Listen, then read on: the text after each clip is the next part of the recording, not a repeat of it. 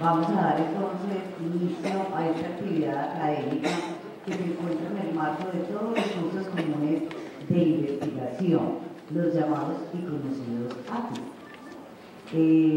La conferencia la denominamos Copie y pegue, plagio y fraude en la escritura académica, reflexiones para estudiantes.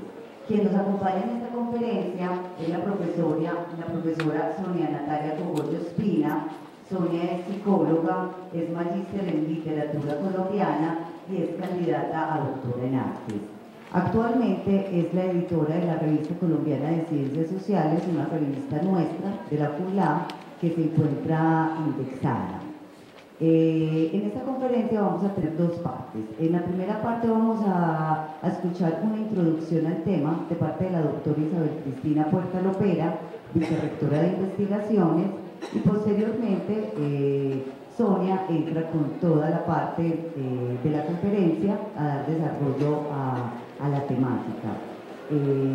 Bienvenidos, nos encanta que estén acá. Este es un esfuerzo que hemos realizado todos los docentes de todos los cursos comunes de investigación, porque consideramos que es importante y necesario que cada uno de los estudiantes reconozca las implicaciones que tiene la escritura académica y posteriormente la escritura científica, que estamos seguros que muchos de ustedes van a realizar.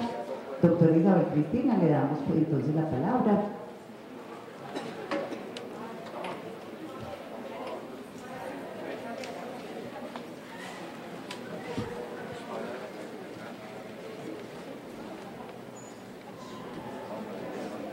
Buenos días.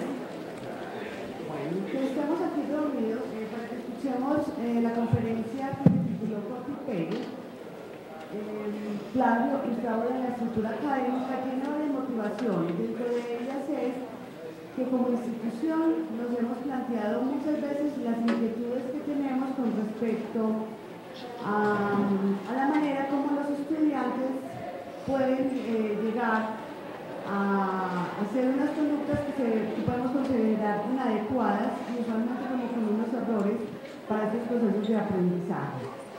Entonces, lo que pretendemos y que iniciamos en el día de hoy es que empecemos un cambio pedagógico de tal manera que logremos cambiar las creencias que componen esa cultura estudiantil. Y cuando hablamos de una cultura estudiantil es porque de alguna manera nosotros podemos no afirmarlo porque no hemos hecho las investigaciones, pero en un alto porcentaje todos y cada uno de nosotros, mientras que hemos pasado por estos procesos de aprendizaje, sea desde la formación en el colegio o ahora en la universidad, de alguna manera hemos llegado a realizar fraudes, pero que nosotros en su momento no los consideramos como si fuesen una falta grave, aun cuando sabemos que son situaciones o aspectos que no debemos de llevar a cabo. De alguna manera los estudiantes entonces lo justificamos como una forma de sobrevivir académicamente. Cuando decimos sobrevivir, se han hecho otros estudios tratando de definir qué es lo que está llevando a que los estudiantes cometan el fraude académico, y dentro de las múltiples características que los lleva a cometer, podemos resaltar 4 de ellas. Una primera es una alta exigencia medida en términos de cantidad y no de calidad. Entonces los estudiantes abogan por decir que son muchos los trabajos que se tienen que entregar, no miran la calidad del trabajo a realizar, sino la cantidad, y lleva entonces a que nosotros de alguna manera podamos cometer el fraude. Otra de las características que se manifiesta es hay una presión por la consecución de altas notas, independiente del significado que tengan estas notas en términos de aprendizaje. En otras ocasiones, entonces, lo importante es tener una certificación final que pueda redundar en los beneficios que de alguna manera ya se pueden haber adquirido, bien sea o porque tenemos una beca y demás, y lleva entonces a que cometamos el fraude buscando simplemente que la nota sea muy superior, de tal manera que obtengamos como esa ganancia, pero sacrificando los procesos de aprendizaje. Otra es, hay unas concepciones de evaluación como la repetición de la información, y como que pudiésemos estar frente a una situación demasiado difícil y sin sentido. Y es ahí donde consideramos que las evaluaciones que nos puedan realizar no estén acordes con las expectativas que nosotros tenemos. Entonces igualmente pues nos llevan como a que consideremos una manera o una salida a esa situación que sea el fraude. Y por último, la poca importancia que se le asignan a ciertos cursos que se toman con menos requisitos para cumplir con los programas de las carreras. Aquí entraría otro aspecto que tiene que ver con la motivación frente a un proceso de aprendizaje en particular, y si no nos sentimos motivados, pues entonces es mucho más fácil para nosotros presentar y cumplir con los trabajos, sacrificando, vuelvo y les digo, el proceso de aprendizaje. Todos sabemos que los diferentes tipos de fraude son faltas serias. Sin embargo, cuando estamos en el papel de estudiante no las consideramos tan serias como pueden ser consideradas bien sea por los docentes o por la institución. Muchas veces es importante que nos examinemos como uno de las primeras apuestas al fraude en la escritura académica es porque tenemos un número considerable de estudiantes que desconocemos las formas, digamos, de citar las ideas de otros, y el hecho de que no se les haya enseñado de manera eficaz la manera de las citaciones. Sería importante recordar que saber citar depende de saber escribir con propósitos, saber distinguir las propias ideas de las de los demás y saber usar las ideas de otros para conectarlas con las propias de diferentes maneras en la argumentación. Vale la reflexión individual del desarrollo del pensamiento crítico como estudiantes y cómo estamos desarrollando habilidades de lectura, escritura y presentación de información que obedezcan la ligereza de cumplir sin aprender.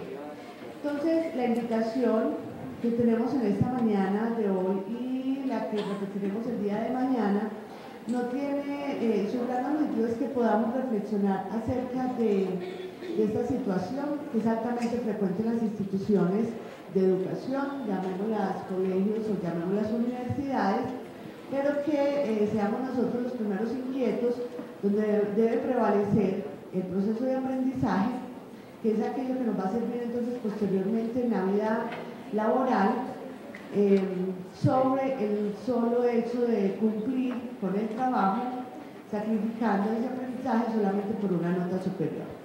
Entonces espero que las expectativas que tenemos para esta conferencia se logren cumplir y ya entonces le damos ya la palabra a Sonia Natal. Muchísimas gracias.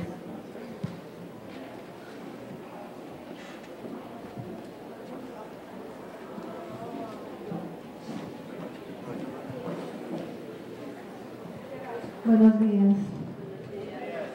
Bueno, primero agradecerle a la doctora Isabel esa introducción, pues que empieza a presentar algunos de los aspectos que trabajaremos pues en esta conferencia hoy, donde, bueno, empezando por el título, copiar y pegar, copia y pegue, nos está actualizando un asunto que hoy se facilita bastante con la tecnología. En mis tiempos de estudiante, a mí me tocaba consultar, pasar horas en biblioteca. Ustedes hoy tienen la facilidad del internet. Y esa facilidad también ha llevado a que sea muy fácil buscar. A mí me pidieron consultar sobre este asunto, me pidieron un ensayo. Hay páginas incluso que se encuentran y que se hacen el ensayo, hay softwares, etc. Pero todo esto lleva a perder el sentido real de por qué la escritura en la academia. Bien, esos son algunos aspectos sobre los que trabajaré en esta mañana. Copia y pegue, esa facilidad entonces para hallar la información, pero también la tecnología tiene su contraparte. Para nosotros también hoy es mucho más fácil detectar el plagio. La tecnología también ofrece softwares que detectan plagio y ahorita miraremos algunos. Bien, Plagio y fraude en la escritura académica. Vamos a ver qué es eso del plagio, cómo se distingue del fraude, cuál es el significado de la palabra plagio. Y bueno, quiero empezar con unas preguntas que nos van a dirigir la charla hoy. ¿Qué es plagio? ¿En qué se diferencian entonces plagio y fraude? ¿Cómo se relacionan con la conducta de copiar y pegar? ¿Por qué alguien plagia? ¿Qué hay detrás de esa conducta? Esta pregunta pues me la he hecho infinidad de veces como docente, como editora de revista, y aquí pues lo que haré en su momento es hipotetizar a partir de lo que he observado. ¿Cuáles son algunos ejemplos de malas conductas científicas? Porque es que el plagio no solo sucede a nivel escolar, universitario, sino que tenemos grandes científicos que también han hecho plagio, tenemos profesionales en diversos ámbitos que también lo hacen. Entonces, voy a traer algunos ejemplos famosos. Hemos tenido ministros, presidentes. ¿Cuál es el sentido de los trabajos escritos y demás textos que se deben escribir en la universidad? Creo que, como lo decía la doctora Isabel, en parte, la conducta del plagio se debe al no encontrarle sentido a la escritura. Pues, ¿por qué me ponen un trabajo? Entonces vamos aquí también a reflexionar, como estaba ya en el subtítulo de la conferencia, a reflexionar el porqué de la escritura académica. Y finalmente, ¿qué hacer para evitar ser acusado de plagio? Durante todas las diapositivas, bueno, gran parte de las diapositivas, traigo algunas imágenes con las que espero que hagan asociaciones libres, que de pronto también podamos conversar con lo que evocan esas imágenes y con el tema que traigo a colación. Y esta es una imagen que, como toda obra de arte, puede prestarse a múltiples interpretaciones. Tenemos este hombre con corbata negra. Su expresión bien podría interpretarse en este contexto como de alguien que de alguna manera se siente avergonzado. Efectivamente, cuando alguien pues, hace plagio, ese debería ser sentimiento, vergüenza. Pero resulta que ese sentimiento solo aparece cuando es detectado, cuando otro lo descubre. En nuestra cultura, pues muchas veces está el elogio del dios y del bobo, se admira que logró burlarse del profesor, le hizo trampa, es el héroe. Realmente, si hablamos de asuntos éticos, eso no tendría por qué ser así. Pues, hoy tenemos justamente una, digamos, disminución de los valores, y eso se ve en todos los ámbitos. El académico no podía estar al margen.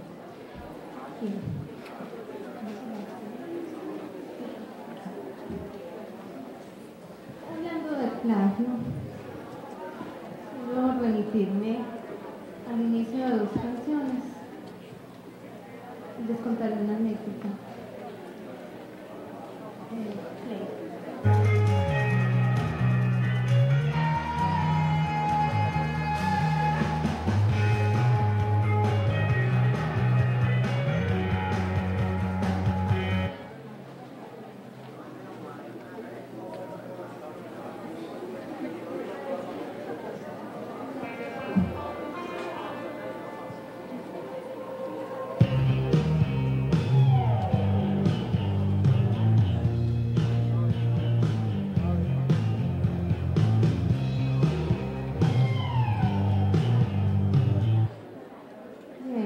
¿Se les parece? ¿Lo es?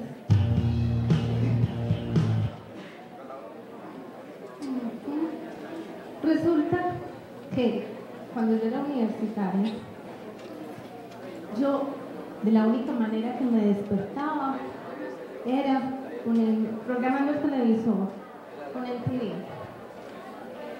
Y solo me despertaba si sonaba una canción que me gustaba mucho. De mis grupos favoritos ha estado YouTube, Depeche Mode. Entonces, a veces sonaba esa melodía. Tan, tan, tan, tan, tan, tan, tan, tan.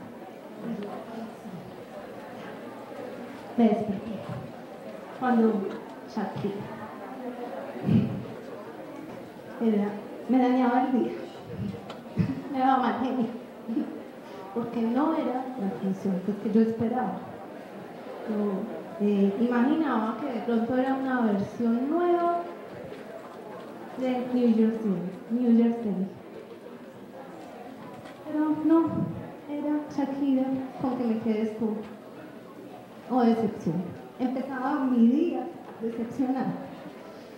Efectivamente, ese también es el sentimiento que me da como profesora, como editora cuando me encuentro con los clases. Y creo que es el sentimiento que compartimos los docentes, ¿o no? Es esa decepción, porque uno espera que la labor académica sea tomada con seriedad, que cuando ponemos diferentes actividades de escritura tenemos también diferentes objetivos. Por ejemplo, un resumen. ¿Para qué un resumen? Un resumen lo que está pretendiendo es que el estudiante logre poner en sus propias palabras de manera muy sintética cuál es la esencia de un documento. Un ensayo implica ya un ejercicio de pensamiento libre, donde ya el sujeto tiene toda la libertad de plasmar su pensamiento e incluso llegar a contradecir autores que tienen larga tradición. Sentar su posición.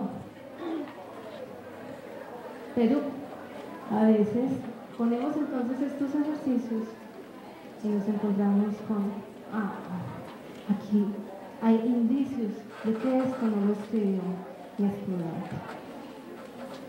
Y es así como se siente pesar, se siente decepción. Y uno se pregunta, ¿será que no estoy haciendo bien mi labor? ¿Será que esta actividad no les quedó claro cuál era el objetivo, la pretensión? Eso, digamos, como una primera sí mismo. Pero también hay otra serie de factores que enseguida veremos desde que constan. Factores externos, comienzos de la preparación, etc. Pero son preguntas que finalmente llevan a un asunto, digamos, de distinguir lo correcto del incorrecto. Y si habitamos en un mundo, en un país como Colombia, donde hay como una muy delgada línea entre lo legal y lo ilegal, o más bien en la percepción de lo legal y de lo ilegal, que precisamente tenemos refranes que nos están aludiendo a cuán complacientes somos con el saltarse las normas, pues creo que es una pregunta para retomar, y más en una institución como la Fundación Universitaria Luis Amiral, donde precisamente estamos forjando en valores, donde pretendemos formar ciudadanos responsables consigo mismos y con la sociedad. Vamos a extrapolar este asunto del plagio y el fraude. ¿Hasta dónde podría llegar?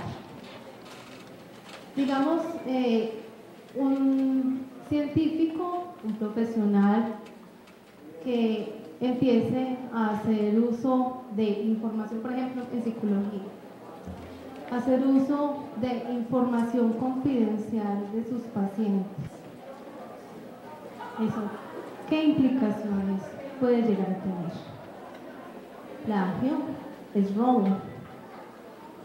Hay, por ejemplo, un pacto que se establece con los pacientes y es la confidencialidad. Hacer uso de esa información sería, por ejemplo, hacer caso omiso de ese pacto que se ha establecido. Bien. Entonces les decía, el plagio proviene del latín plagio, y esa palabra significa secuestro, según el documento que muchos debieron leer. ¿Sí? Pero ¿qué otras connotaciones tiene el plagio? Se toman ideas de otro y no se le reconocen los créditos. Insisto, hoy eso se facilita con el uso del internet. Bueno, hay una cantidad de páginas: Rincón del Vago, Wikipedia, buenastareas.com, y realmente si uno se pone a mirar qué tan buenas son, dejan mucho que desear. Pero bien, en esas páginas muchos empiezan a extraer información y la presentan para los diversos trabajos académicos. No dan ni siquiera crédito de esas páginas, que ya de por sí está diciendo mucho de los criterios de selección. Chicos, cuando ustedes hacen una consulta, una investigación, un trabajo, digamos, de rastreo teórico, un primer criterio necesario para hacer un buen trabajo es justamente los criterios de selección de las fuentes que sean confiables, que tengan credibilidad. La universidad, por ejemplo, hace una inversión importante en bases de datos. ¿Y cuál es la peculiaridad de las bases de datos? Que reúnen, por ejemplo, revistas de todo el mundo, pero que tienen un proceso para la selección de sus artículos riguroso, donde los artículos pasan por revisión de pares, y solo cuando son validados por los pares, que ellos ven que es coherente, que la investigación está aportando información novedosa, original, etc., entonces ya son publicados. Otra definición de plagio es presentar un trabajo como si fuera de la propia autoría, cuando en realidad es de otro. O también fragmentos de texto sin aludir a quién es el autor, o simplemente no reconocer la propiedad intelectual de un tercero. Y ojo, que cuando estamos hablando de propiedad intelectual no nos circunscribimos únicamente a lo escrito. A veces en cafetería, en conferencias, ponencias, podemos escuchar cosas muy interesantes y eso nos puede dar ideas. Eso es lo mismo. Es importante, digamos, de acuerdo al grado de contribución de esas ideas, darle el crédito a los autores. Si es una contribución sustancial en el cuerpo del texto. Si es que simplemente le indicó un camino, un profesor, por ejemplo, agradecimientos. Traigo esta imagen y yo quiero que me respondan con estas definiciones. Esta imagen es un plagio. ¿Ustedes qué dicen? Sí. ¿Por qué?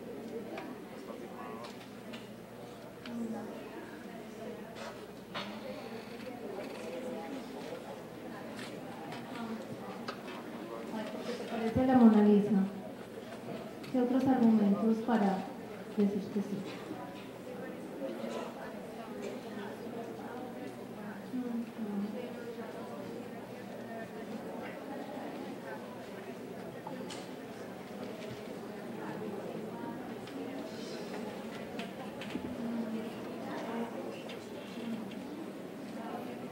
Bueno, tenemos las dos posturas.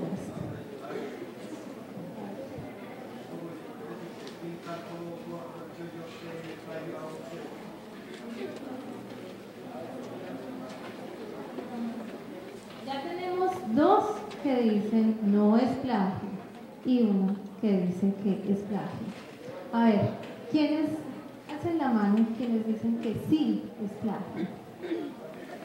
1, 2, 3, 4, 5, 6, arriba, 7, 8, 9. El resto considera que no es plagio.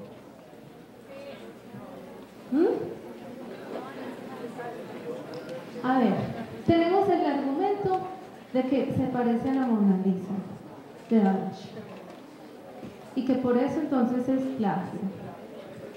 Por otro lado tenemos el que se parece al estilo de Picasso, pero se trata de una creación. No. Realmente, esto no es un plagio, porque inmediatamente se identifica, por ejemplo, que es como un homenaje a la Mona Lisa. Y además, este autor, este ilustrador, se está imaginando cómo Picasso hubiera pintado a la Mona Lisa. Aquí hay un asunto de creación, no hay robo de ideas, hay inspiración. Se está, digamos, haciendo a la vez un homenaje a estos dos artistas. Pero fíjense que es una creación completamente novedosa. Los trazos es imaginar, precisamente como con la visión de Picasso, el cubismo de Picasso, esa interpretación de la Mona Lisa.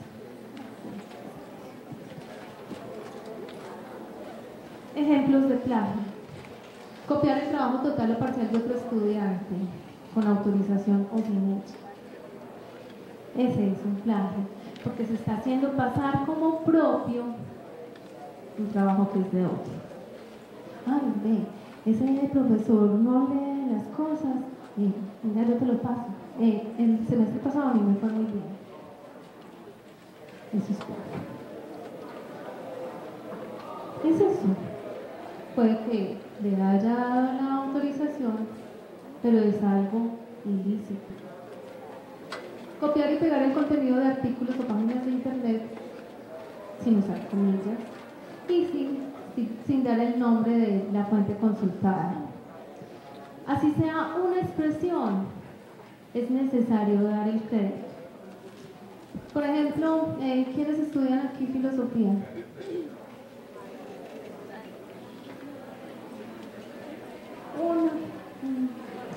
Bueno, cuéntame, si yo hablo de la dupla saber verdad, ¿a quién me tengo que referir?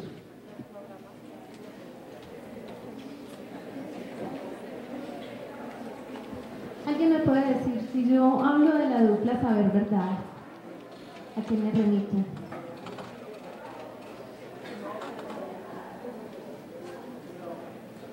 Foucault, por ejemplo. Entonces hay expresiones que han acuñado ciertos autores. Por ejemplo, si yo hablo de deconstrucción, necesito referenciar a Derrida.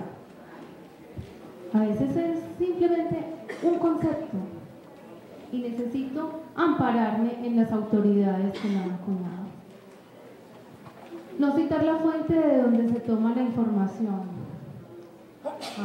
Aquí parece haber una mala intención. Lo hago pasar como esto es mi creación, esto lo he hecho yo. Que cacume, el capaz. Mover o reubicar de un texto unas pocas palabras o frases o cambiar el orden en el que estaban originalmente. Esta es una conducta que se da muy frecuentemente. Digamos que, porque le cambié 2 palabras, entonces creo que es mío. No, eso simplemente pues llega a ser un mal parafraseo, porque el parafraseo realmente debe ser la capacidad de poner en las propias palabras la idea que ha plasmado un autor. Entonces, por cambiar por sinónimos, a veces además uno encuentra la misma frase pero la han convertido en sinónimos. o la conservación de la misma estructura de un artículo. Le ponen los mismos apartados, de pronto entonces le cambian cosas por sinónimos, pero tal cual la estructura de un texto es similar a la de un artículo X. Precisamente cuando escribimos, una de las primeras cosas que debemos realizar es hacer un esquema. A veces las personas que de pronto son muy gráficas funcionan muy bien con mapas conceptuales. Bueno, me pusieron a trabajar sobre bioética. Entonces, bueno, este es el concepto central, qué aspectos voy a tomar de ese tema, qué quiero problematizar, y empiezan a hacer un mapa conceptual. Eso implica que cada quien le da un orden diferente también a las ideas, porque ha hecho una jerarquización diferente. Por eso no deberían haber estructuras similares en un escrito.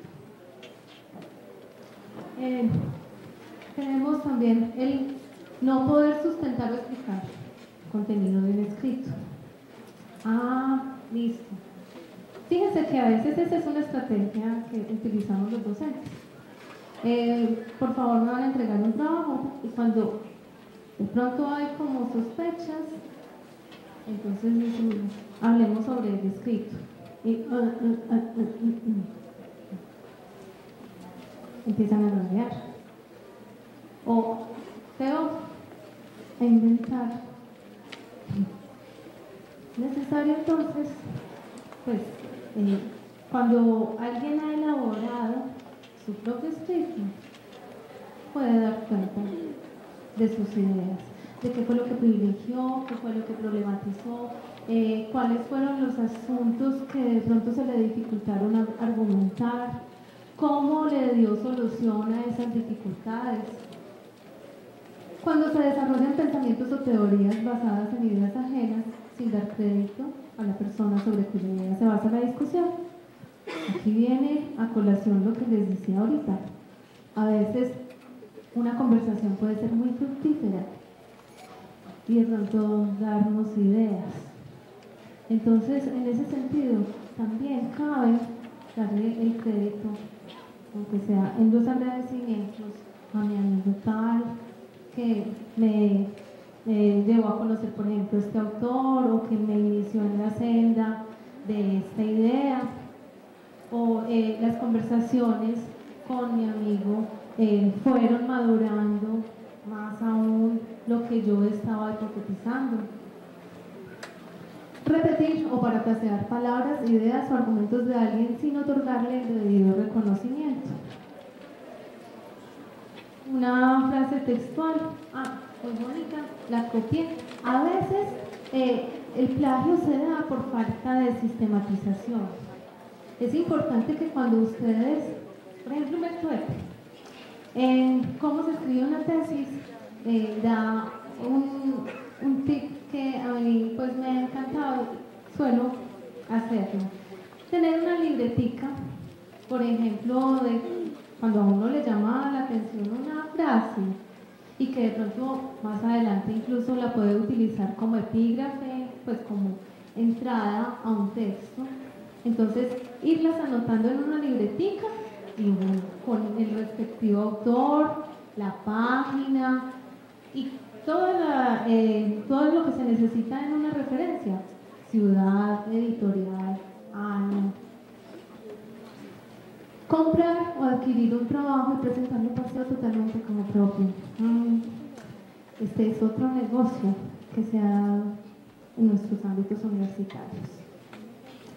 Está el negocio de vender trabajos, hacerlos por encargo. Entonces, bueno, el que tiene ese negocio se cualifica mucho, pues es posible que se cualifique mucho intelectualmente, digamos, pensemos como con toda la fe, la confianza de que se instruye, que empieza a leer sobre los documentos que le hayan puesto el estudiante y hace un buen ejercicio ensayístico. Muy bien para él.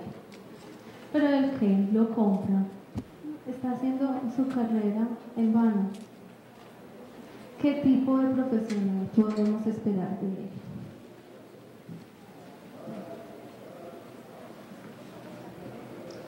Entonces, ¿cuál es la diferencia entre plagio y fraude? Esto lo tomo de la profesora Sonia Girón Castro, que ella hizo un documento sobre el plagio para la Universidad de sería, así me olvidan en estos momentos la universidad exacta. Entonces nos dice, plagiar conlleva dos clases de delitos, es que el plagio es un delito y se nos ha hecho tan normal, lo naturalizamos tanto que decimos, no, esto fue simplemente una idea que tomé, pero es un delito. Y ahorita vamos a mirar en un momentico la parte legal de ese delito. En primer lugar, usar ideas, información o expresiones de otra persona sin darle el debido reconocimiento. Eso es robo de propiedad intelectual. Pero además, hacer pasar esas ideas, información o expresiones de otro como si fueran propias para un beneficio singular, obtener buenos resultados, una buena nota, en fin, un fin utilitarista. Eso es fraude. Esta imagen, ¿a qué nos remite?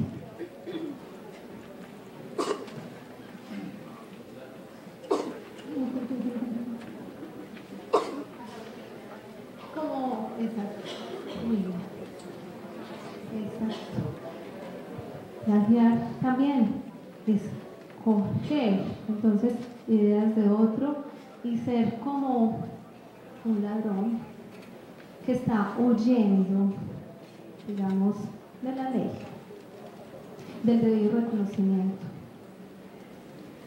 Esta imagen yo quiero que la introyecten. ¿Quién nos puede personificar esa actitud de quien realiza el plagio?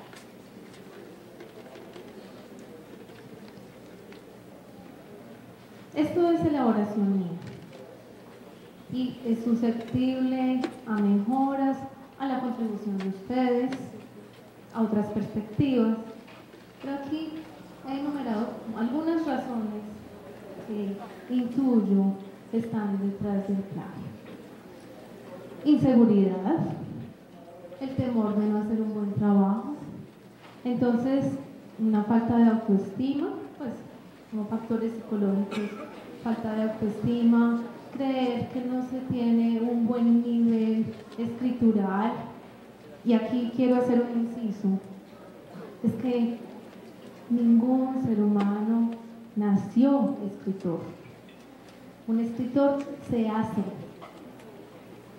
Y siempre encontrarán en los testimonios de los grandes escritores el que dicen, es una cuestión de disciplina.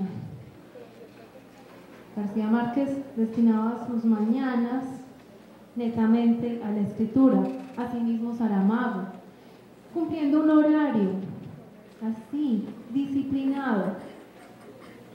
¿Cómo cualificar la escritura académica si no se hace el intento? Y precisamente el ámbito universitario es el óptimo para empezar a plasmar lo que son las propias ideas. Es que eso implica la escritura, es el desarrollo de las propias ideas. Cuando uno se sienta ante una hoja en blanco, primero tiene que organizar la información. ¿Qué es lo que quiero decir? ¿Cuál será la mejor estructura? ¿Qué orden debe llevar el desarrollo de estas ideas? ¿Qué argumentos tengo yo para soportar mi tesis, por ejemplo? ¿Y alguien con qué objeción me puede salir? También implica contemplar el punto de vista del otro. Cuando yo escribo, estoy pensando también en un auditorio, en un público y adecuo mi lenguaje para ese público. Entonces, es también un ejercicio muy rico, pues, lo digo como en ese sentido de humanamente, de las humanidades, porque también de alguna manera implica pensar en la postura del otro y en la diversidad de pensamientos, contemplar las objeciones que me pueden hacer y entonces prepararme como contraargumento y cómo termino defendiendo mi tesis. Eso es muy interesante. Y fíjense de lo que se pierde alguien que está haciendo plagio. Es precisamente de ese ejercicio de pensamiento que hoy, pues además, no se dan como la mayor cantidad de condiciones. Estamos bombardeados todo el tiempo por los medios, internet, redes, que, como les decía ayer a unos estudiantes en clase, tenemos que hoy las estadísticas nos dicen, los seres humanos del siglo XXI son los que más leen. Un alto índice de lectura. Pero, ¿qué cosas leen? Ah, sí, se pasan 6 horas en redes, chateando, hurgando, digamos, en el Instagram o cualquier otra red y mirando comentarios, chismes. Entonces, la calidad de la lectura. Y esas lecturas realmente posibilitan el pensamiento crítico, posibilitan la autonomía del pensamiento. La tristeza. ¿Cuántas horas invertidas en algo insulso? Cuando también el internet posibilita el uno estar actualizado, pues, ¿cuáles son las últimas investigaciones que se han realizado sobre este X tema que yo me estoy encarretando? Y bueno, eso queda también a la conciencia de cada uno. ¿Qué inversión hace de su tiempo? Entonces, el temor también de no hacer un buen trabajo no está relacionado con que se produce algo de un valor inferior. La propia persona se subestima, no cree en sus capacidades. Además, insisto, este es el espacio para empezar a forjar un pensamiento autónomo. Yo creo que hay muchas personas esclavas de las ideas de otros. Precisamente el que hace plagio es un esclavo. ¿No creen? ¿Por qué? Está supeditado a lo que dicen otros. No se toma el trabajo de empezar a discutir. Bueno, así. Siempre me ha dicho, bueno, este autor, por ejemplo, ha sido admirado en el campo X. Pero tengo como una sensación a veces con esa teoría que como que no me cuadra. Eso ya es rico, que se tenga esa sensación. Es el punto de partida para discutir con el autor. Y es que todo texto es justamente una invitación al diálogo, a la discusión. En el ámbito científico nada es un saber establecido. Siempre hay posibilidades de que se den otro estado de cosas, de que hayan cambios. Facilismo y pereza. Esa es la razón más triste. Por salir rápido, porque es que a mí no me gusta esa materia. No, y ese profesor siempre pone, yo no le veo sentido. Entonces, la vía fácil, copiar y pegar. Pero no hay nada de elaboración. Y sé, yo también he sido estudiante, sigo siéndolo. A veces un primer momento, una materia de pronto se puede sentir como un relleno. Me toca. Esas son las 2 horas más aburridoras. No sé lo que me da. Yo voy a hacer todo lo posible por chapar clase.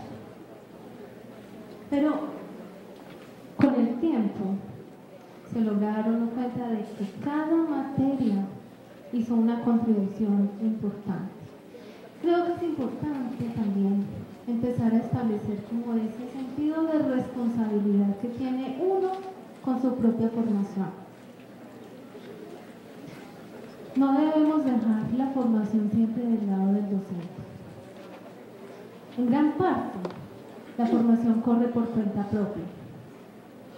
Entonces, sí, hoy tenemos, voy a dar un ejemplo, tenemos ranking de universidades y a veces entonces un sentimiento como de inferioridad, no, es que no aparecemos en el ranking. No, es que el asunto de la formación corre por responsabilidad propia. Y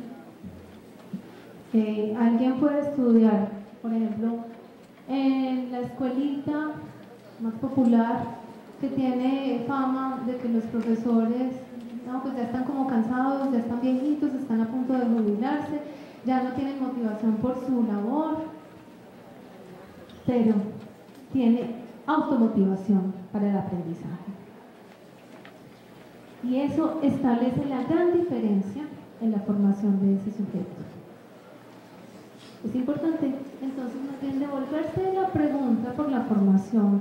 ¿Qué estoy haciendo yo para salir muy bien formado?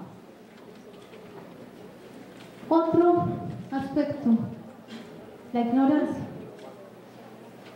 A pesar de que de este tema se habla mucho, de que hay sanciones, de que a veces los estudiantes se ganan su cerito pedagógico, continúa apareciendo la conducta del copy y pega, del plagio. Precisamente, a veces por desconocimiento de la forma de citar.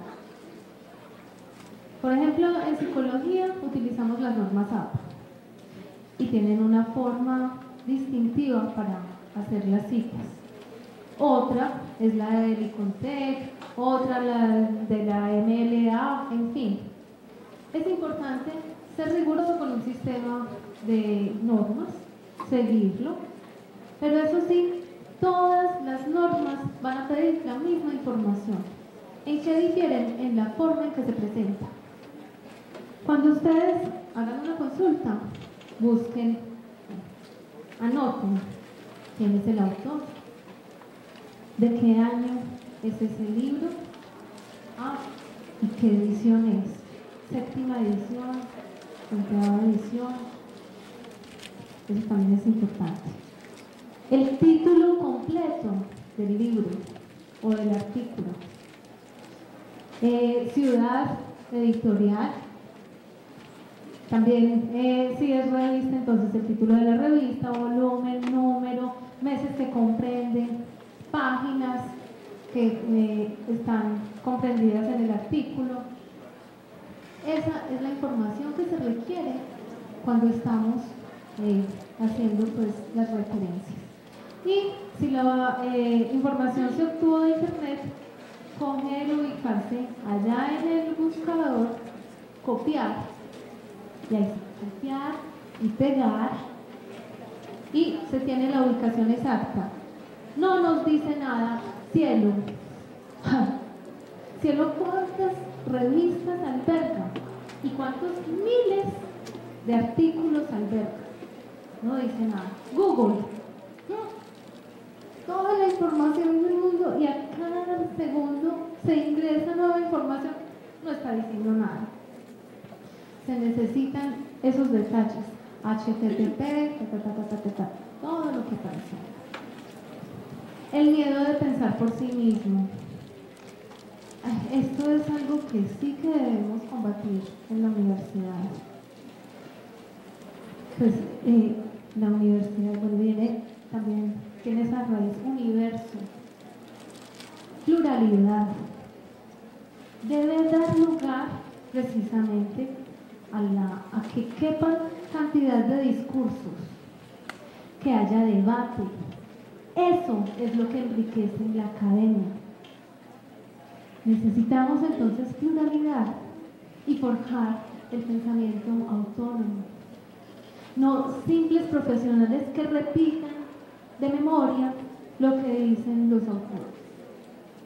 Eso, y después a la hora de enfrentarse con la realidad, no saben qué hacer. No saben tomar decisiones. La escritura tiene también esa ventaja. Empieza a forjar ese pensamiento autónomo, donde yo me atrevo a discutir con autores de envergadura y a defender mi posición, o a terminar, después de mucha discusión, conciliándome. Ese recorrido es rico, se disfruta.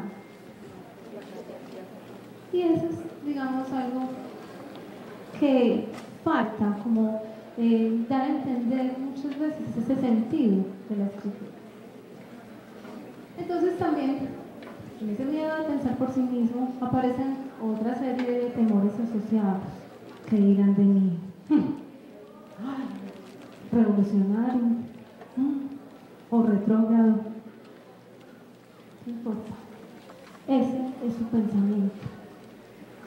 Y lo va a fortalecer encontrando los argumentos que le soporten esa manera de pensar. Se va madurando precisamente a nivel cognitivo y a nivel argumentativo de ese profesional. Temor entonces a las reacciones que generen esas ideas, a qué pensarán de mí, y también es mejor dejarse llevar por lo que piensa la mayoría. Esto es peligroso. La historia nos ha mostrado que muchas veces las mayorías son acríticas. Si no, a ver, en la Segunda Guerra Mundial, ¿por qué tantos alemanes se dejaron llevar por la idea de que eran la raza superior y que pues era necesario exterminar a los judíos, a los gitanos, a los homosexuales? Creo que precisamente las mayorías es algo de lo cual sospechar el pensamiento de las mayorías. Y es preciso darle cabida justamente al pensamiento propio. Yo puedo diferir. Y esa es también la democracia. La democracia es la posibilidad de oponerse, de tener divergencias, de discutir. Y la academia, la universidad, también es el ámbito propicio para esos actos de democracia. Desconocimiento del tema. Pero ¿cómo no se va a desconocer si se dejó para última hora? Para última hora se hizo el trabajo. Lo pusieron con un mes de anticipación o incluso al principio del semestre. Pero los colombianos somos dados a dejar todo para última hora. Entonces, claro, toca recurrir también al espacio. Porque no se tiene además criterios de cuáles son los autores que más han indagado sobre este aspecto, sobre este tema. Cuando se deja para última hora, se está en terreno desconocido. Entonces esto está asociado a la falta de preparación, de ser entonces los trabajos a última hora. Falta de conciencia sobre el sentido del ejercicio escritural.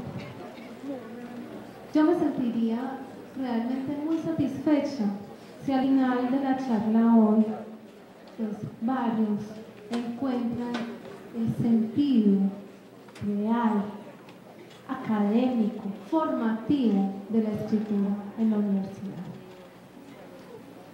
Por ejemplo, no saber lo que se espera, creer que se trata de una actividad evaluativa más, entre muchas otras opciones.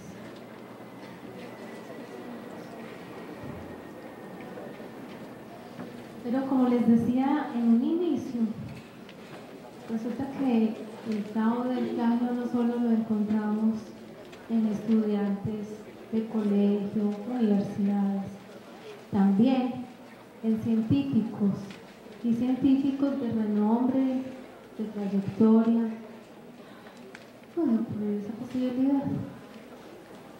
Entonces vamos a ver algunos tipos de fraude, pero eso también lo voy a extrapolar a los trabajos académicos.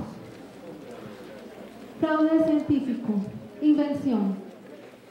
Entonces los autores llegan a fabricar datos, se inventan, por ejemplo, experimentos, pero no los llevan a cabo. Se inventan encuestas, datos. Fabrican la totalidad o parte de los datos de un estudio remitido a publicación. Una falta gravísima. Pero también en el ámbito académico, cuando de pronto,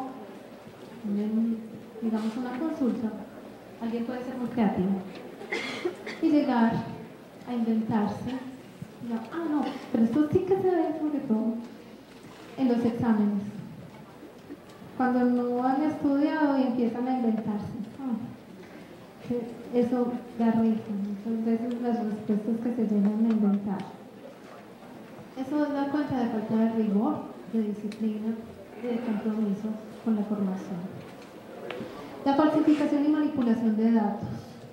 La falsificación consiste en proporcionar datos o métodos falsos dentro de un estudio. Los datos correctos existen, pero entonces, ¿qué hacen los autores? Una adecuación para que esos datos vayan en concordancia con la hipótesis que se había planteado, de tal manera que su estudio se vea validado.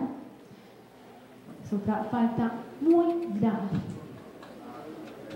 Pero resulta que a veces también en investigaciones sencillas que se ponen en la universidad nos hemos dado cuenta de estudiantes que han hecho falsificación de encuestas.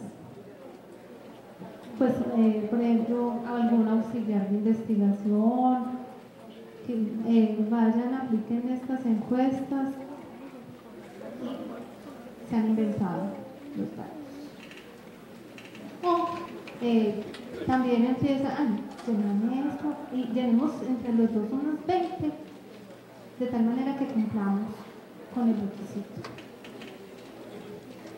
Ahí, mejor dicho, de entrada se falsean todos los resultados.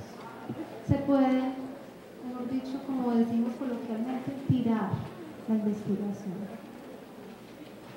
Dar resultados falsos. Entonces, ¿qué conclusiones? Pues, ¿qué conclusiones realmente válidas vamos a obtener? Es entonces una falta muy grave, como el plagio mismo. Pues, ya lo hemos visto, apropiación de ideas, también podría ser de recursos, software, frases de artículos, presentándose como si fuera un trabajo propio sin citar la fuente. En esta tabla, faltas de ética en el proceso de publicación. Igual, como les decía, esto lo extrapolamos a los trabajos académicos. Autoría ficticia. ¿Esto en qué consiste? A veces, pues, los investigadores están muy agradecidos con su jefe, con su superior, y entonces lo anotan, pero él no hizo parte de la investigación, él no recopiló datos, no analizó información, no llegó pues como a definir la metodología, etcétera. Y simplemente, entonces, también por ese asunto de la jerarquía, terminan anotando. Eso se llama autoría ficticia. O también conocido como autor fantasma. Esto también ha traído implicaciones graves. Por ejemplo, han existido casos en la revista Science, una cantidad de autores, entre ellos el editor de la revista.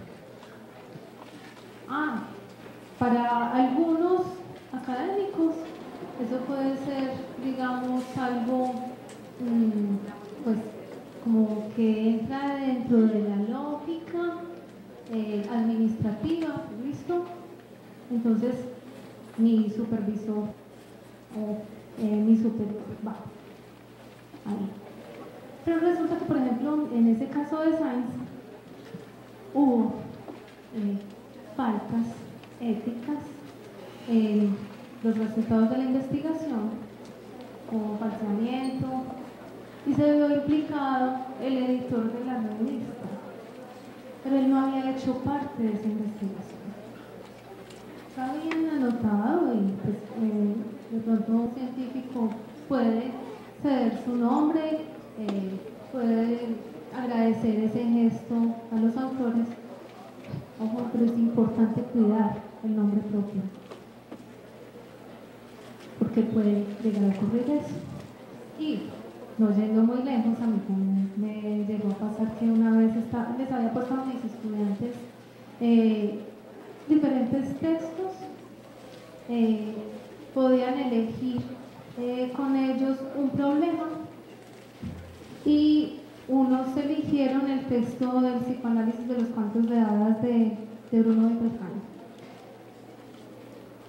Yo había asesorado previamente, como un año atrás, un trabajo que luego había sido publicado en una revista sobre ese tema, cómo los cuentos infantiles habían servido para la moralización.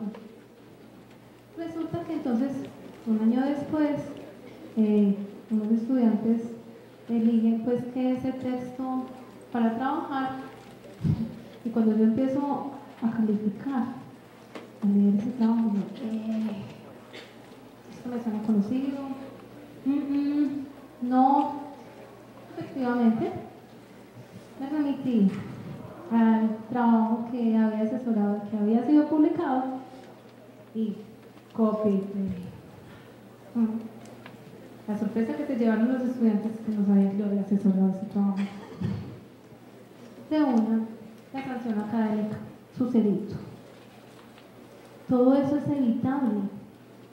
Muchachos, a veces como que la información que encontramos es muy buena, nos gusta mucho, como que quisiéramos hacer una cita extensa, porque es que yo aquí, ¿qué resumo? Ay no, eso está tan bien dicho.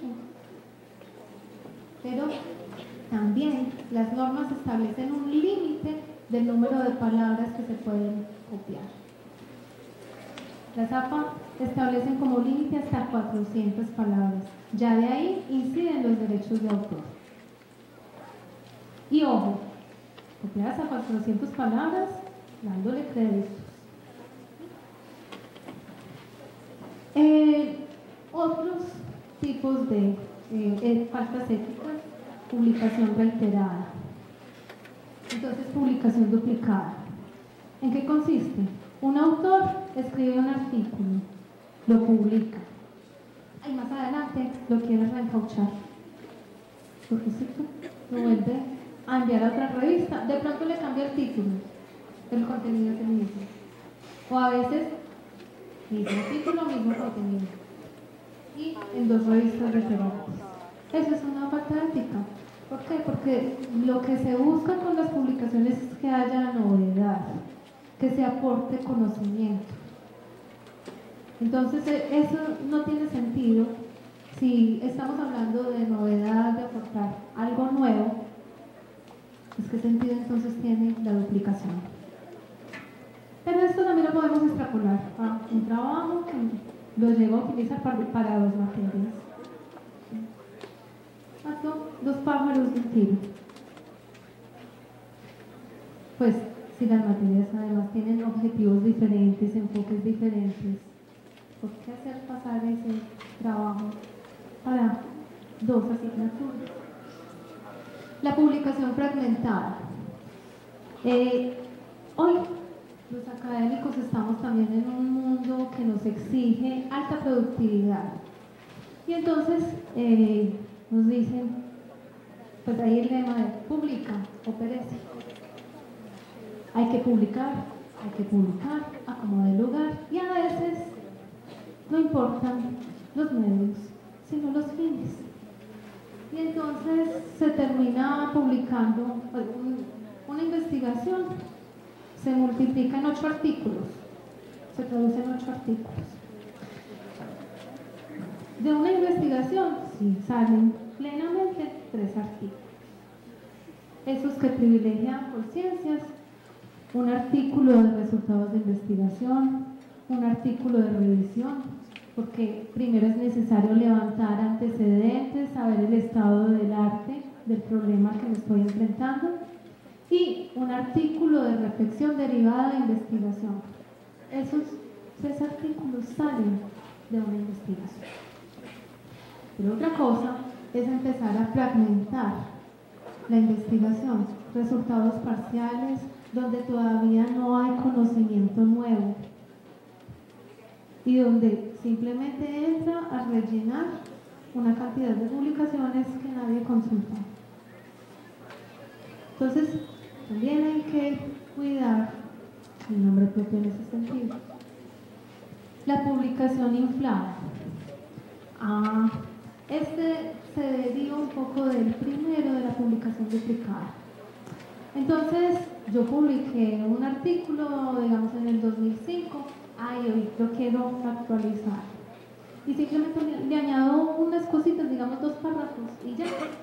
Entonces, lo presento como un nuevo artículo. No, esa es una falta de ética. Se debe generar nuevo conocimiento o nuevos puntos de vista, nuevas interpretaciones sobre nosotros. Y finalmente el autoplagio. Yo mismo utilizo un trabajo que realicé semestres atrás y no me referencio. Es necesario referenciarse.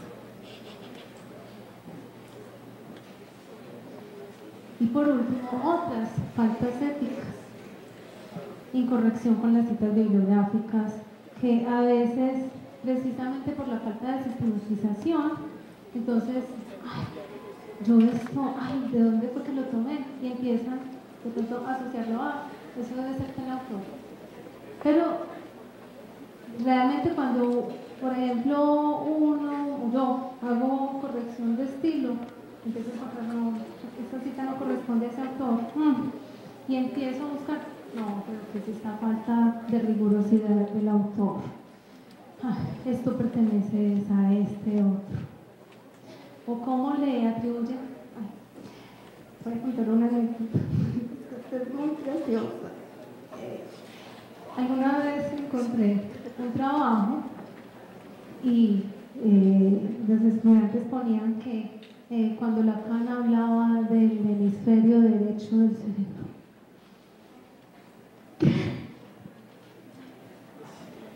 Lacan, psicoanalista estructuralista, que le da un alto énfasis al lenguaje, al cerebro. Claro, esa información la habían copiado y pegado de script. Y que como estaba en el script, era pues para que confiabilidad, veracidad, no todo lo que está en esas páginas es confiable. Bueno, entonces aquí se pueden omitir citas relevantes, copiar las listas de citas sin consultarlas. No. Y entonces aparecen las referencias una cantidad, 50, 52, y realmente los leo. Un principio de honestidad, solamente ubicar allí lo efectivamente consultado. Y APA es completamente coherente con eso. Con las normas APA, solo cuando ha sido citado directa o indirectamente un autor van las referencias. ¿Y qué es eso de cita directa? Pues Cuando yo utilizo comillas, porque estoy copiando textual del autor. ¿Y qué es eso de cita indirecta? Que estoy parafraseando, estoy convirtiéndolo en mis palabras, o que condenso una idea de ese autor. Sesgos de publicación. Los sesgos de publicación de estudios con resultados positivos o aquellos que alcanzan una significación estadística alta son casi una constante en la ciencia actual y se convierte en una conducta punible cuando se hace de una manera intencionada por autores o promotores de la investigación. Entonces solo me remito a aquello que es consecuente con mi forma de pensar o con mis hipótesis, con mis resultados. En la academia necesitamos la discusión también con lo divergente. Publicidad de resultados de investigación. Bueno, esto lo vemos sobre todo en el ámbito de las multinacionales farmacéuticas que desde un principio están apostándole, bueno, vamos a encontrar una droga que llegue a curar o que trate X enfermedad. Y desde antes de los resultados ya se está haciendo toda una publicidad, un despliegue de por fin hemos hallado la cura para o el tratamiento para, sin tener todavía unos resultados consolidados y que se hayan verificado a lo largo de varios años. Ahora vamos con las leyes. Esto va a ser, digamos, muy rápido. En la Constitución Política, en el artículo 61, dice: el Estado protegerá la propiedad intelectual por el tiempo y mediante las formalidades que establezca la ley. Entonces, desde la Constitución Política, que es nuestra carta, ahí tenemos ya un amparo a la propiedad intelectual. El Código Penal, en el artículo 270, está amparando lo que son los derechos morales. ¿Y qué son los derechos morales? Pues que aunque pasen 50 años, este artículo se va a adjudicar a Juanito Rendón. Siempre será, pues, autoría de él. Los derechos morales nos remiten a la autoría. ¿A quién es el padre y progenitor de la obra? Pasarán 500 años y 100 años de soledad será de Gabriel García Márquez. Tenemos los diálogos de Platón. Siempre él conservará la propiedad de los derechos morales. Los derechos patrimoniales son amparados por el artículo 271. ¿Y a qué se refieren los derechos patrimoniales? A el lucro, pues a, digamos, el beneficio económico que se pueda obtener, beneficio económico o de otros tipos que se pueda obtener con la divulgación de esa información. Fíjense que las revistas, por ejemplo, siempre solicitamos la cesión de derechos patrimoniales para poder poner, por ejemplo, en las revistas nuestras, que son electrónicas, para poder poner a disposición de un amplio público, sin cobro, ese material. Y finalmente, el local 272, que se refiere a la violación de los mecanismos de protección de derecho de autor y derechos conexos y otras defraudaciones, modificado por el artículo 3, donde vienen las sanciones. Entonces, ¿cuáles son las sanciones por ley a la violación de los derechos de autor? Va desde prisión de 4 a 8 años y multa de 26.66 a 1.000 salarios mínimos legales vigentes. La pena es dura. Y el prontuario también, el prontuario que queda. Fíjense que en la universidad ya yendo de por sí dice bastante. Y aquí, ya en nuestra normativa local, con el reglamento vigente 2015, he hecho una extracción de aquellos artículos que se refieren propiamente a la violación de derechos de autor.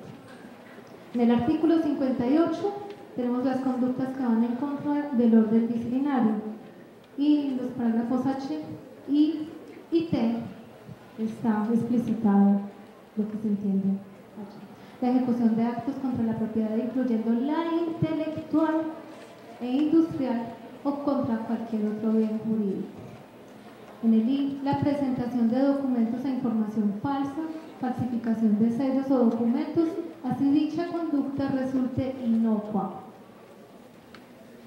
Que no pasó nada con eso, no importa. Y T, todo acto de violación a la propiedad intelectual o violación a las normas de protección de los derechos de autor. Ese sí que aplica entonces para los trabajos académicos. Y en el artículo 59, ¿cuáles son las medidas formativas disciplinarias? Tenemos desde amonestación verbal, dejando constancia por escrito en la hoja de vida, por eso el prontuario también que les hablaba ahorita, pasa en la ley colombiana, pasa también en la ley que nos rige internamente. La amonestación escrita, también con constancia en la hoja de vida. La inadmisión de matrícula hasta por 4 semestres. La cancelación de la matrícula en el respectivo periodo académico. Separación de cargos honoríficos o remunerados en la FUNLAM. Declaración de inhabilidad para ejercer cargos honoríficos o remunerados en la FUNLAM. La anulación de una actividad o evento de evaluación, el 00. Repetición de eventos evaluativos y la declaración de nulidad total o parcial de los estudios o títulos obtenidos mediante fraude. Ojo, este parágrafo es bien delicado. El hecho de que se haya graduado no significa que me gradué con una tesis con fraude, no fui descubierto, ya estoy amparado. Si se descubre en el tiempo que alguien cometió, por ejemplo, fraude en la tesis o en el artículo, puede perder su título.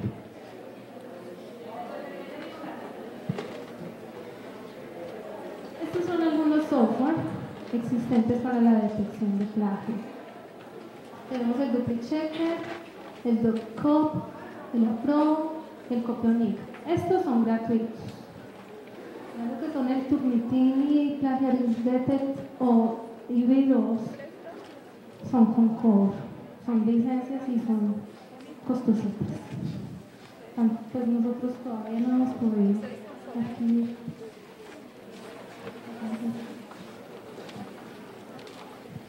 Un ejemplo. Esto fue el año pasado. Plagia tesis del senador John Walsh. Esto fue un escándalo en Estados Unidos. Bueno, nosotros también tuvimos uno hace poco. Durante la campaña de este año, 2014, Walsh, de 53 años, ha aprovechado su servicio militar para ganarse adeptos. Pero al parecer una de las principales referencias sobre la carrera de 33 años que Walsh hizo en las Fuerzas Armadas se consiguió de forma indebida. Miren, se dieron cuenta 33 años después.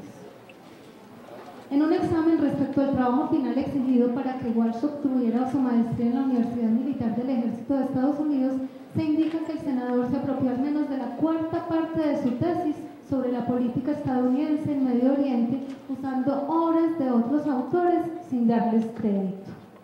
Las fuentes del material que presenta como propio incluyen trabajos académicos, ensayos de boletines sobre políticas y libros disponibles casi en su totalidad por Internet. Lo más asombroso es el hecho de que las 6 recomendaciones que Walsh ofreció en la conclusión de su trabajo de 14 páginas titulado La argumentación a favor de la democracia como estrategia nacional a largo plazo son tomadas sin crédito, casi palabra por palabra, de un documento referente al mismo tema de la Fundación Carnegie para la Paz Internacional. Este fragmento es extraído de este diario mexicano que a su vez fue traducido del New York Times. Nos muestra un ejemplo, pero también localmente tenemos.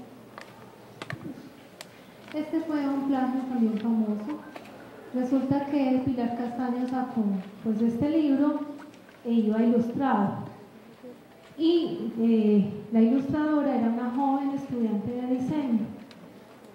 Ya el libro había sido publicado por Santillana y luego se dieron cuenta de que eran las imágenes copiadas de otros diseñadores. Entonces, la chica, cuando es descubierta, pues pide el perdón del caso. ¿Recuerdan ahorita el hombre de corbata negra? Miren lo que dice. Sentí que no iba a dar a tu altura con las ilustraciones que tenía listas y cometí el error de utilizar unas ajenas. No pensé en mis actos y creo que se me subió a la cabeza el orgullo de obtener a mi edad un trabajo como ese y perdí el sentido de lo realmente importante en la vida, los principios y el respeto. Tal vez lo hice por la presión de la fecha de entrega, fue un acto egoísta e injusto. Pero entonces, ¿cuáles fueron las consecuencias de ese acto? Miren que un acto que en principio parece no darle mucha trascendencia a la chica, porque simplemente está pensando, la borla que me encomendaron, y además ese creerse pues no a la altura de la solicitud. Entonces se copia, pero miren la cantidad de implicaciones. Aquí tenemos los resultados. Pilar Castaño llegó a decir: un golpe como no lo he recibido nunca en la historia de mi carrera. ¿Cuántos millones perdió Santillana? Porque toca retirar todos esos ejemplares del mercado. El abogado de Pilar Castaño, Víctor Hugo Vallejo, dice: corresponde a una violación de los derechos de autor contemplado en el título 8 del Código Penal colombiano, delitos contra los derechos de autor. Por dichos delitos se da una pena que va de 32 a 90 meses de prisión y además tienen una multa que va de 20 a 200 salarios mínimos.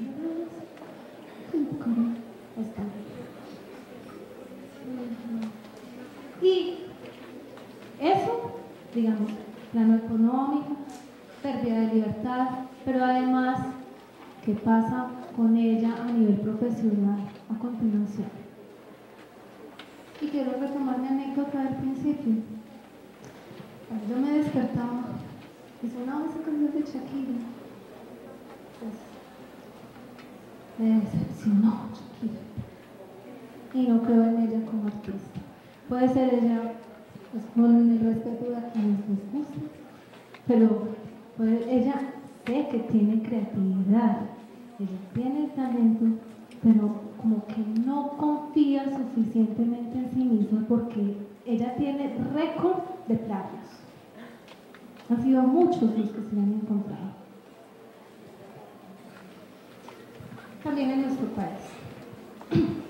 Este fue un periodista que pertenecía a Semana y cometió autoplagio en una de sus columnas. Cuando descubrieron el autoplagio, lo retiraron de Semana. O sea, pasa también en personas de renombre. En septiembre de 2012, en la Universidad de Harvard, la número 1 de la disputa con Cambridge,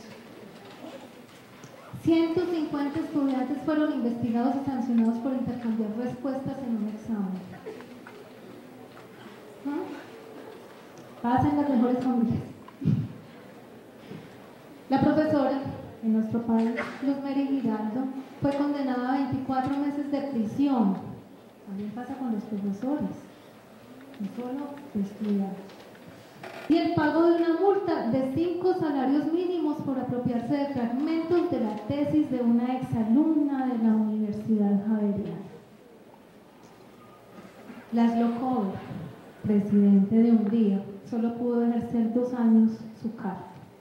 ¿Por qué?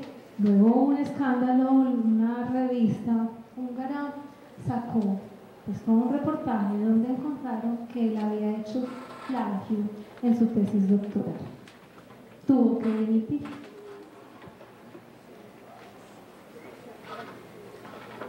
Entonces, ¿cómo evitar ser acusados de plagio? 1. ser muy cuidadosos entonces con la información que se consulta y estar tomando todas las referencias, autor, año, página, a veces si es un periódico la fecha exacta, sección. También, digamos que hay un ejercicio mínimo de coherencia. Si nos están pidiendo una consulta, pues los mejores fuentes tal vez van a ser enciclopedias. Si nos están pidiendo noticias, entonces ir a periódicos. Si nos están pidiendo ensayo, pues seguro habrán unos textos base que nos asignen los profesores y donde hay que hacer ese trabajo de discusión con los autores para frasear las ideas y citar la referencia, no apropiarse. No crean que por cambiar, digamos, la redacción, el orden o las palabras, ya es algo que es propio. ¿De dónde surgió la idea? Esa, digamos, sustancia, esencia del escrito, ¿de dónde partió? Creo que es una buena pregunta para iniciar justamente las referencias. Realizar un plan previo de escritura, y esto es una actividad que garantiza buenos resultados. Hacer varias revisiones del texto. En lo posible, pónganselo a leer a algún compañero, amigo, la mamá, en fin, otra persona que les dé su punto de vista y que les diga si es comprensible, en dónde está flojo.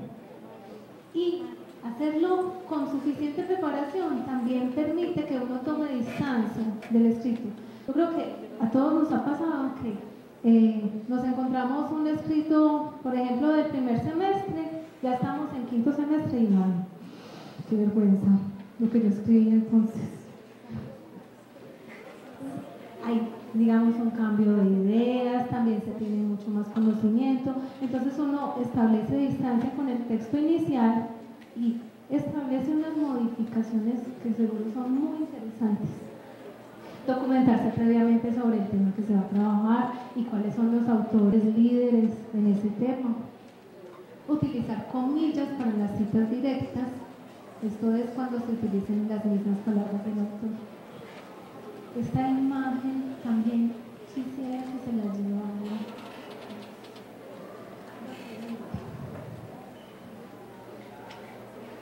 ¿Quién quiere expresarme lo que le inspira esta imagen? Estrés.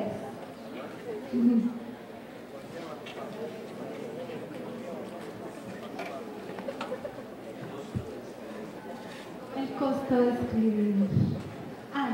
Pero luego da una satisfacción. Esto lo hice yo.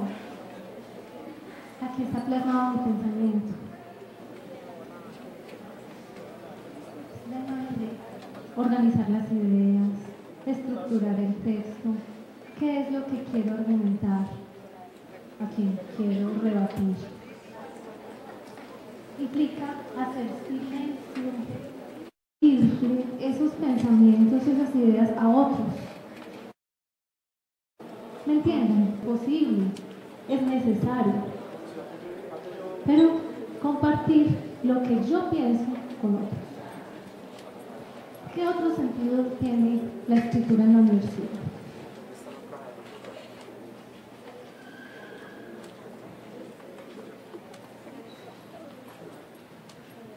Soy intelectual.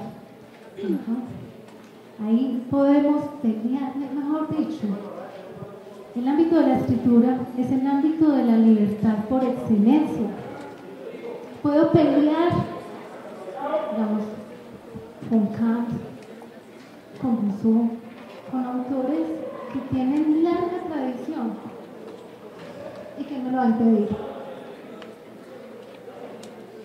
O puedo imaginarme, más bien, si a ellos les hubiera tocado vivir los tiempos nuestros que hubieran dicho.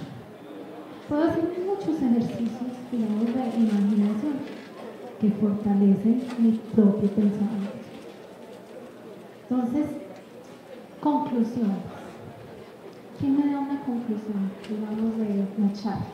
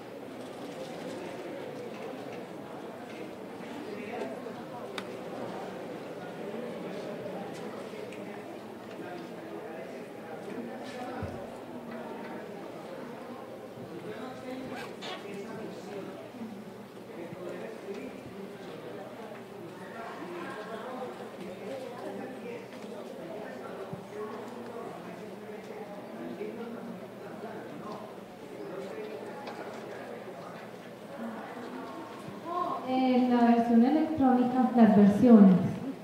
No sé si acostumbran a guardar versión 1, versión 2. Ay, es rico no es uno comparar con la versión final. ¡Qué diferencia! ¿Y cómo queda esa versión final de limpio? Bueno, ¿alguna inquietud surge, digamos, de esta charla? ¿Preguntas?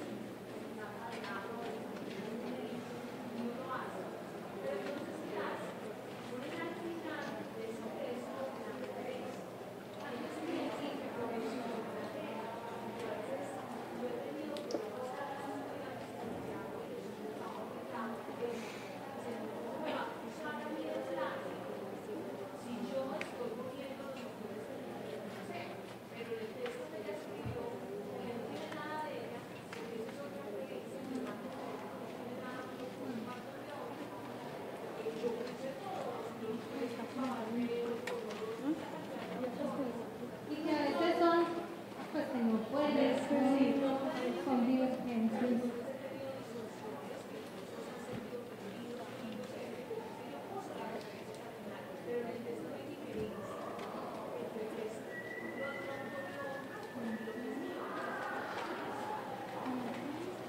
Miren, esta conferencia, por ejemplo, pues para hacerla me basé en estos textos. Y fíjense que cuando tomaba algo, ahí le daba los créditos a los autores. Siempre, siempre, esa es la conducta apropiada. Tomo esta frase, tomo esta idea, inmediatamente abro paréntesis en Norma Zappa, apellidos del autor, Ana. Ya si es textual, página. Necesitamos, es que nadie se inventa las cosas de la nada. Yo esta charla, pues para apoyarme necesito también ampararme en autores. Entonces siempre, sobre cualquier tema, pues es que nos preceden siglos de saber académico, saber histórico. Entonces es como muy egocéntrico pensar que es que yo soy completamente original. Siempre estamos basándonos en ideas de otros, que las estamos replanteando, les estamos dando una nueva mirada, pero tenemos de base el conocimiento que nos antecede.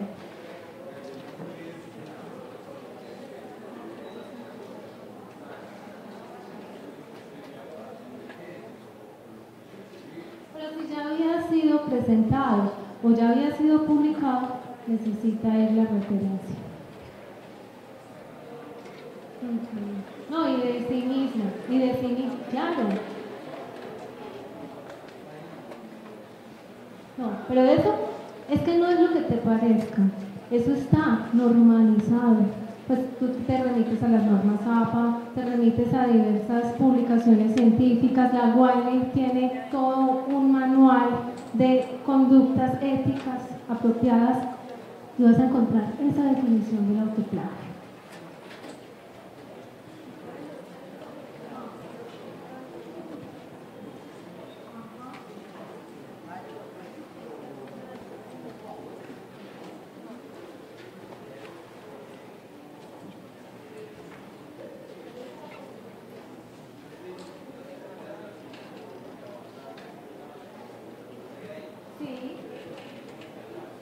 Sí, claro.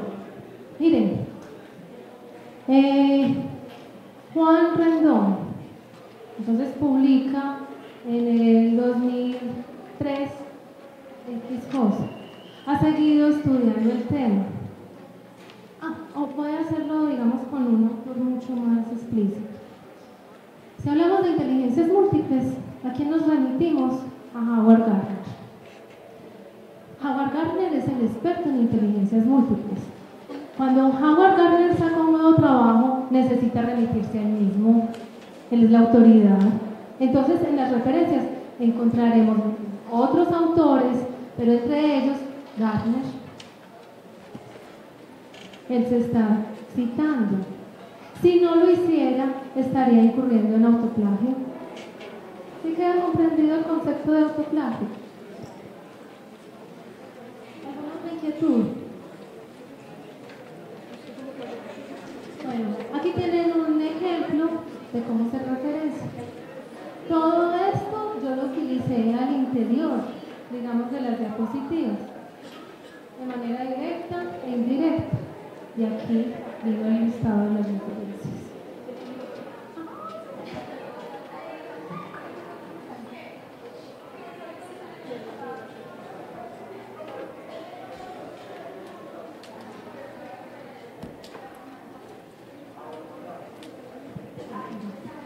Fíjense, entonces el primero es aspectos éticos en las publicaciones científicas de Bravo Toledo.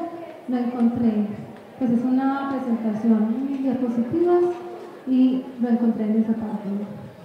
Elegirón Castro, que es la profesora de la Universidad Central Bolivia, toma anotaciones sobre el plagio.